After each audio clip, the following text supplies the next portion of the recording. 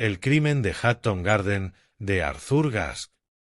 Durante muchos años, Reuben Leyden había sido uno de los comerciantes de diamantes más conocidos de Hatton Garden, y se decía que, en ocasiones, sumas de dinero casi fabulosas habían cambiado de manos, en el transcurso de unos pocos minutos, en su modesta suite de un hotel. De rostro astuto e intelectual, era un hombre pequeño, de aspecto frágil y complexión delgada. Tenía una voz peculiar y melodiosa, con apenas un rastro de acento holandés en su habla.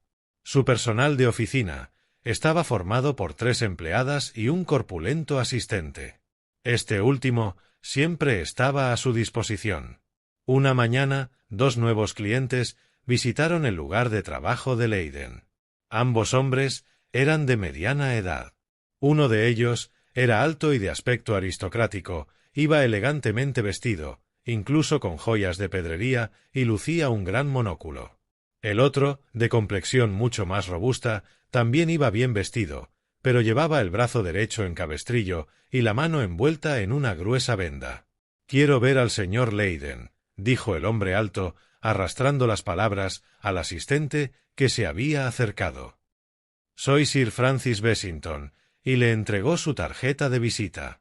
El asistente miró interrogativamente al segundo hombre. «Mayor Bones Barth», espetó este último en tono gutural. La tarjeta fue llevada a la oficina interior, y unos segundos después, los 2 visitantes fueron conducidos hasta Reuben Leyden, que estaba sentado detrás de un gran escritorio. El asistente lo siguió, y después de empujar la puerta, pero sin cerrarla, se sentó ante un pequeño escritorio en un rincón de la habitación y comenzó a ocuparse de algunos papeles. Llevaba una pistola automática en el bolsillo. Leyden nunca se arriesgaba con los extraños.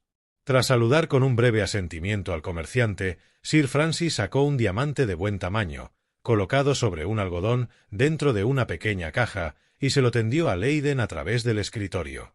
«Quiero saber para qué puede servir esta piedra», dijo. Leyden les indicó a ambos que se sentaran y procedió a examinar el diamante con una potente lupa. «Es una piedra muy buena», comentó, «una piedra muy buena». «Por supuesto que lo es», respondió el hombre de la mano vendada, «y yo sé algo de diamantes, ya que viví en Johannesburgo durante un par de años». Y añadió con rudeza, «He venido aquí con mi amigo para asegurarme de que no pague un precio exorbitante». «Nadie me paga un precio exorbitante», dijo Leyden con amabilidad. «Soy un comerciante bastante justo», y colocando una vitrina, que contenía unas balanzas finas ante él, procedió a pesar el diamante con cuidado. «Sí, puedo igualarlo», dijo, y levantándose de su silla, pasó a una pequeña habitación interior que daba a su oficina. Volvió muy rápidamente, con una pequeña caja de cartón en la mano, y de un papel de seda derramó una docena de piedras brillantes sobre un pequeño cuadrado de terciopelo negro que había sacado de un cajón del escritorio. Después de pensarlo un poco, escogió una y la colocó al lado de la que había traído Sir Francis. «Le costará 110 libras», dijo. «Como le dije, la suya es una buena piedra, pero la mía es incluso un poco mejor». «Demasiado», espetó el alemán. «Debe descontar 20 libras». Se volvió hacia Sir Francis y habló rápidamente en su propia lengua. «El precio es bastante razonable, pero debemos convencerlo. Yo seré el que discuta, porque usted siempre es un tonto cuando hay que hacer un trato». «Sí», asintió Sir Francis. No podría haber continuado la conversación en alemán, porque ja y nein eran las únicas palabras que conocía. Bones Barth se volvió hacia el comerciante y dijo, «Sí, le ofrecemos 90 libras». El comerciante negó con la cabeza. «Pero no puedo vender a ese precio. Está obteniendo un buen valor por 110 libras, el mejor de los valores». «Déjeme su lupa», dijo el alemán. «Es un poco incómodo para mí tener esta mano vendada». Examinó la piedra con atención y luego preguntó, «Supongo que ha estado toda su vida entre diamantes». «Toda mi vida», asintió el comerciante. «Y mi familia, durante 4 generaciones, ha sido talladora o comerciante». Hablaba con orgullo. Fue mi padre quien talló el gran diamante Cullinan para su majestad el rey Eduardo VII. Estuvo más de 2 años trabajando en ello. Von Schwartz se mostró más amable, y finalmente se acordó pagar la suma solicitada. Los dos se despidieron, con la advertencia de que podrían regresar en 1 o 2 días a buscar más piedras, ya que el señor Francis tenía la intención de confeccionar un collar. Le pidieron al asistente que llamara un taxi y le dieron media corona como propina. Mientras se alejaba, el alemán, hablando ahora en un tono mucho menos gutural, preguntó con cierta ansiedad: «Bueno, ¿crees que podrás hacerlo, Matt?» «Seguro, después de practicar un poco en casa», dijo el otro sonriendo, y añadió, imitando bien la voz del comerciante: «Es una piedra preciosa y no puedo venderla por menos».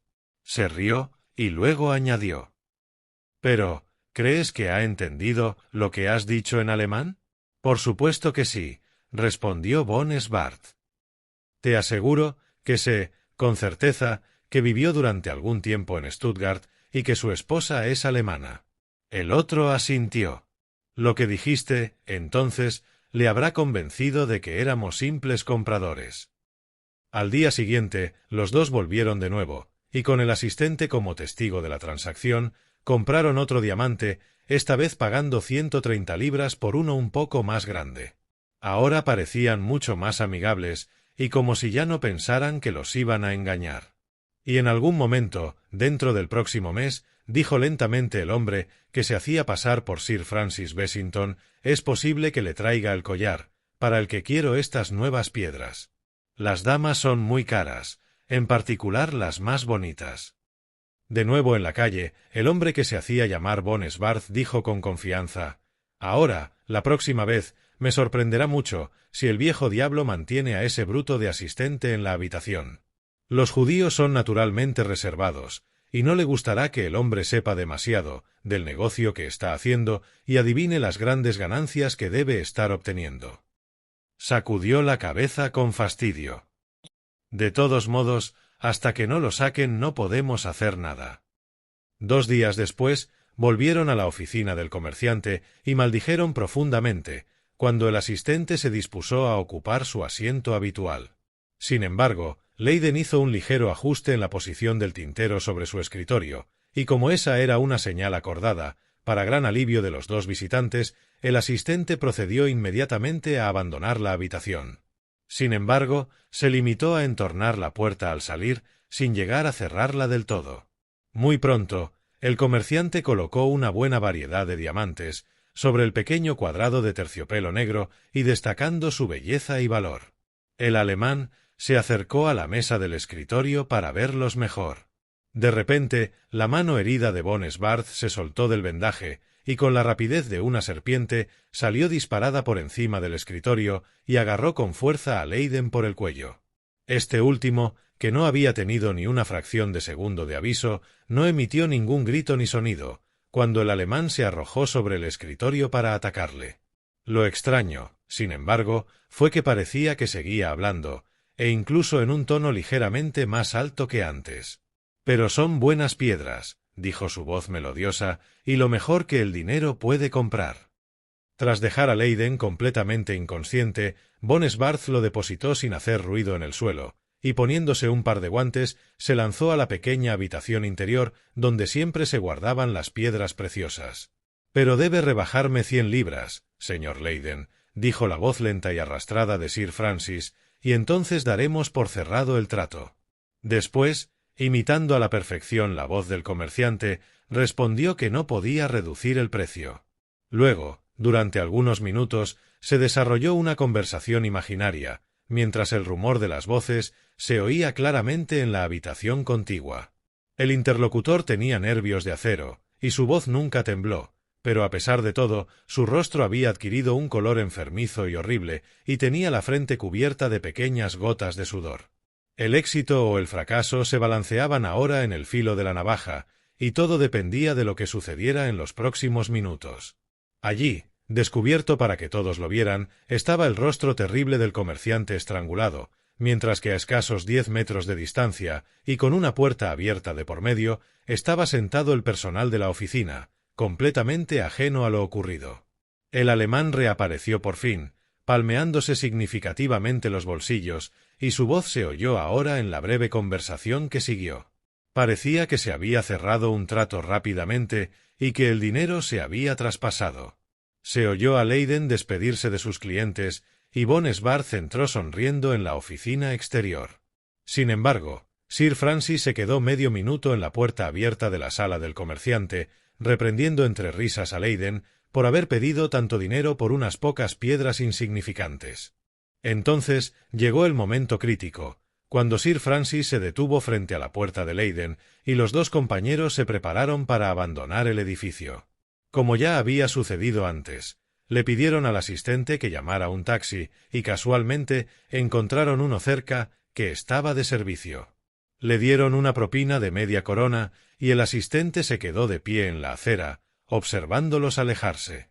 Pasó un cuarto de hora, y una de las muchachas fue a ver a su jefe, para preguntarle si podía salir a almorzar. Sin embargo, lo que vio al entrar en la habitación le quitó por completo el deseo de comer. Una mañana, unas 3 semanas después, el comisario jefe de policía estaba hablando con uno de los inspectores detectives jefe de Scotland Yard. Este último parecía muy desanimado. «Y por lo que puedo ver, señor», dijo, «parece que ahora hay pocas esperanzas de encontrar alguna pista. Aparte de que los asesinos deben haber estado en estrecho contacto con Sir Francis Bessington, como lo demuestra el hecho de que hayan hecho uso de una de sus tarjetas de visita, robadas la misma mañana después de que él saliera de Southampton rumbo a los Estados Unidos, no hemos descubierto prácticamente nada. No hemos descubierto ningún rastro de ningún extranjero que él conociera, cuya descripción coincida con la del supuesto mayor Von Schwartz, y la identidad del otro asesino es igualmente desconocida. Estamos en un callejón sin salida». «Es una lástima», suspiró el comisario, «ya que los periódicos son muy crueles y claman por nuestra sangre». Sucedió que en el mismo momento en que se estaba produciendo esta desconsolada conversación en Scotland Yard, 2 hombres acababan de llegar a Euston para coger el expreso escocés. Habían reservado el billete para Glasgow y parecían hombres normales, turistas que se iban de vacaciones. Uno era alto y delgado, y el otro mucho más corpulento. Tal vez por pura costumbre, miraron rápidamente a su alrededor al entrar en un vagón de primera clase. Nadie parecía estar interesado en ellos, y aparentemente nadie les dedicó una segunda mirada. Ocuparon 2 asientos en una esquina, uno frente al otro, junto a la ventana, y parecía que iban a tener el compartimiento para ellos solos, pero 1 minuto o 2 antes de que el tren partiera, un anciano caballero, de aspecto bastante distinguido y cabello blanco, entró apresuradamente y tomó posesión de un asiento en una esquina del lado del pasillo. Inmediatamente le siguió otro hombre, probablemente su mayordomo, vestido de civil. Este último colocó una pequeña maleta sobre el estante, le entregó a su amo un pequeño bolso y una manta, y le preguntó en voz muy alta si podía hacer algo más. El anciano caballero meneó la cabeza, y sacando una revista de su bolso, se puso a leer. Su criado se volvió hacia los otros 2 ocupantes del compartimento y dijo con el mayor respeto: «Mi amo es sordo como una piedra, señores, y no podría oír, ni aunque le dispararan un arma justo debajo de la oreja. Así que, si alguien viene a ver su billete, podrían explicarle amablemente al cobrador que debe darle un codazo para atraer su atención». Los 2 hombres dijeron, sonriendo, que así lo harían, y el mayordomo se fue. El tren emprendió su largo viaje, sin que nadie más subiera al vagón, y los 2 compañeros, evidentemente de muy buen humor, y pensando que era una buena broma, comenzaron a burlarse del anciano sordo. Lo llamaban el viejo dormilón, y le preguntaban dónde había dejado a su mejor chica. Luego se dirigían a él, con nombres que no eran nada corteses, sugiriendo que su ascendencia, al menos por el lado materno, era algo que sin duda le gustaría olvidar. Todo esto les hacía retorcerse de risa, regocijados ante su propio ingenio. Al final, cansados de bromear, lo dejaron tranquilo y se pusieron a hablar entre ellos. El anciano caballero siguió leyendo durante un rato, y luego, probablemente para cambiar de ocupación, dejó la revista, sacó un bloc de su bolso y se puso a escribir. Durante todo ese tiempo no levantó la vista, ni prestó la menor atención a los dos hombres. En Crewe, el revisor vino a examinar los billetes, y resultó que el anciano caballero no solo era sordo, sino también muy despistado, ya que durante mucho tiempo no pudo recordar dónde había dejado el billete. Al final, el revisor lo encontró entre los papeles desordenados de su bolso. El anciano caballero le entregó una propina, dirigiéndole unas amables palabras de agradecimiento. Más tarde, entraron más pasajeros al compartimento, pero no ocurrió nada fuera de lo normal, hasta que llegaron a Carlisle, y entonces, antes incluso de que el tren se detuviera, un inspector de policía subió a bordo, y seguido por 3 hombres vestidos de civil, se apresuró a recorrer el pasillo, para dirigirse directamente al compartimento, en el que se encontraba el anciano caballero. Pero no era a éste a quien buscaba. Sin hacerle caso, se abrió paso hasta los 2 hombres que también ocupaban el compartimento. «Quiero hablar con ustedes 2, caballeros», dijo con severidad, «así que, por favor, vengan conmigo a la oficina del jefe de estación de inmediato». Los hombres se mostraron consternados, y en ese momento, el más bajo de ellos se llevó la mano derecha al bolsillo de la cadera, pero el inspector se abalanzó sobre él y le sacó de golpe la mano, que ahora parecía estar agarrando una pistola automática. Se produjo una lucha feroz pero breve, antes de que el hombre fuera reducido y sacado del tren. Su compañero, pálido como la muerte, no causó ningún problema, y también fue detenido. Todo terminó muy rápido, y en pocos minutos el viaje hacia el norte se reanudó de la manera habitual. La tarde del día siguiente, el comisario jefe de policía abandonó Scotland Yard, evidentemente con el ánimo más alegre. «Sí, querida», le dijo a su esposa, después de la cena, «por supuesto que fue un golpe de suerte maravilloso. Aunque todo el mérito de esos arrestos recaerá en nosotros, todo fue gracias al viejo Lord Barnstable». «¿Pero qué tiene eso que ver con él?», preguntó su esposa. «Todo», se rió el comisario, «porque fue él quien los arrojó a nuestra red. Fue así. Parece que cuando viaja en tren, el anciano caballero tiene un horror absoluto, a verse arrastrado a conversaciones aburridas con otros viajeros, y por eso, cuando su mayordomo lo ha instalado en un asiento, recibe órdenes de decirle a cualquier otra persona en el vagón que su amo es sordo como una tapia, y que tengan la amabilidad de explicarle eso a cualquier cobrador de billetes que pase por allí. Esto ocurrió ayer, cuando su señoría tomó asiento en el Scotch Express. Su criado contó la historia a 2 hombres, los únicos otros pasajeros del vagón. Luego, cuando el tren había comenzado su viaje, estos hombres, como una especie de broma vulgar, comenzaron a insultar a su señoría y a llamarlo con todo tipo de nombres desagradables, completamente seguros, por supuesto, de que no escucharía ni una palabra. Al poco rato, la broma empezó a cansar un poco, y empezaron a hablar de sus propios asuntos, y su señoría aguzó el oído, cuando empezaron a hablar del asesinato de Hatton Garden. En pocos minutos estuvo seguro de que el crimen había sido obra de ellos, y de que llevaban los diamantes encima. Incluso mencionaron el nombre del perista de Glasgow al que los llevaban. «Pero, ¿cómo pudieron ser tan estúpidos?», exclamó su esposa. El comisario se rió, al decir: «Más tarde, nos enteramos de que habían compartido una gran botella de champán en el bar de Euston antes de subir al tren, y eso, sin duda, era lo que los animaba tanto. En cualquier caso, para continuar con la historia, su señoría dejó de leer y empezó a escribir cartas. Escribió 3, a ciegas. Luego, cuando los inspectores de billetes pasaron por Crewe, su señoría fingió estar muy confundido y no poder encontrar su billete, y al final el revisor acabó ayudándole a buscarlos en la bolsa. Allí, sobre unos papeles, el hombre vio un sobre, dirigido al jefe de estación de Crewe, marcado con letras grandes, en las que pudo leer: «Urgente, muy urgente. Entregar inmediatamente». Afortunadamente, al inclinarse sobre la bolsa, el inspector estaba de espaldas a los 2 hombres que estaban en el otro extremo del vagón, por lo que no lo vieron recoger el sobre.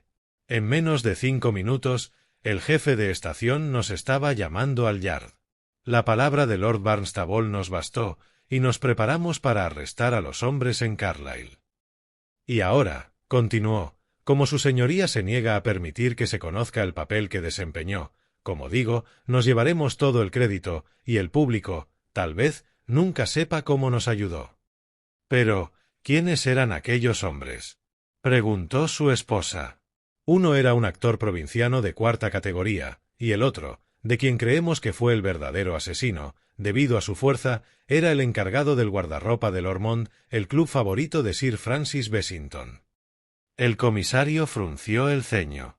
Si no fuera por un pequeño paso en falso que dimos en ese club, habríamos estado sobre la pista, y tal vez hubiéramos descubierto a esos desgraciados nosotros mismos.